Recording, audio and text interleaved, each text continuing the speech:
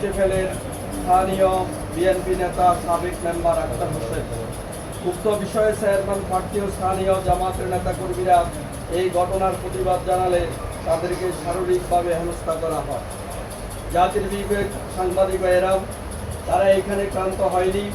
পরবর্তীতে রাত 8টার দিকে পুনরায় জড়ো হয়ে সন্ত্রাসী কায়দায় একটা শিবির দল সকাল বিকাল নাস্তা কর, জবাই কর এবং আমাদের উপজেলা সেক্রেটারিকে নিয়ে বিভিন্ন ধরনের উস্কানিমূলক এবং আক্রমণাত্মক স্লোগান দিয়ে বিএনপি নেতাকর্মীরা বাজারে অবস্থিত জামাতের চেয়ারম্যান প্রার্থী অ্যাডভোকেট সুমনের পরিচালনাধীন ব্যবসা প্রতিষ্ঠান চ্যানেল পেশনে আক্তার হোসেনের নেতৃত্বে রাসেল, রাকিব, জোবায়ের হোসেন ও শরীফ পাটোয়ারি সহ অজ্ঞাতনামা সন্ত্রাসী ক্যাডার বাহিনী লোকজন হামলা চালায়, ভাঙচুর করে, লুটপাট করে এবং বেধড়ক মারধর করে।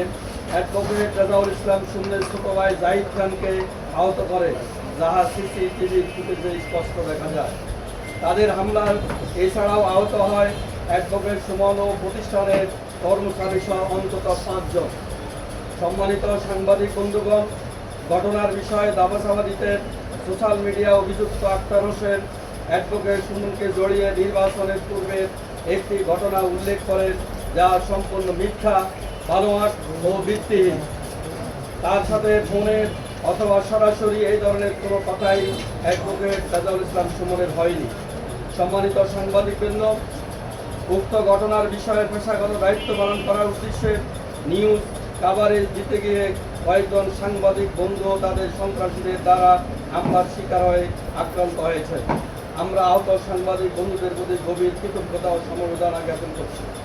এই নারকীয় ঐতিহাসিক কর্মকাণ্ডের তীব্র নিন্দা জানাই এবং অবিলম্বে অভিযুক্তদের আইনের আওতায় এনে ঘটনার সুষ্ঠু নিরপেক্ষ বিচার দাবি করছি। আরেকটা যে আক্তার মেম্বার এখন হাসপাতালে আমরা মিডিয়ার মাধ্যমে দেখতে পাচ্ছি, অথচ সেই নিজেই সন্ত্রাসী কায়দায় আমাদের ভাইদের উপরে আক্রমণ চালায়, আবার নিজেই নাটকীয়ভাবে ঘটনাকে অন্যদিকে মুখ করার জন্য নিজে এখন হাসপাতালে বেডে কাতরাচ্ছে। এটা সম্পূর্ণ মিথ্যা এবং বানোয়াট। ঘটনাকে অন্যদিকে নেওয়ার জন্য তার এই নাটকটা সাজানো হয়েছে। আমরা প্রশাসনকে ইতিমধ্যে আমরা বিক্ষোভ মিছিল করেছি, মিছিলে আমরা প্রশাসনকে দাবি জানিয়েছি। আক্তার মেম্বার এর আগেও জাতীয় নির্বাচনের সময় আমাদের অনেক শিবিরের এবং জামাত নেতাকর্মী আক্রমণ করেছে, গালাগালি করেছে। আমাদের আজাদ নামে, আমাদের আবু তৈয়ব, আমাদের রাসেল নামে অনেক বাইরের উপর আক্রমণ করেছে, আমাদের মহিলা জামাতকে গালাগালি করেছে। তার এইখানে শেষ নয়, এইভাবে সেই ইমানদারির একটা সন্ত্রাসের রাজ্য কামের জন্য চেষ্টা চালিয়ে যাচ্ছে। আমরা অবিলম্বে তার গ্রেপ্তার দাবি জানাচ্ছি এবং তাকে আইনের আওতায় এনে দৃষ্টান্তমূলক শাস্তি দাবি জানিয়ে আমি আমার লিখিত বক্তব্য এখানে শেষ করছি।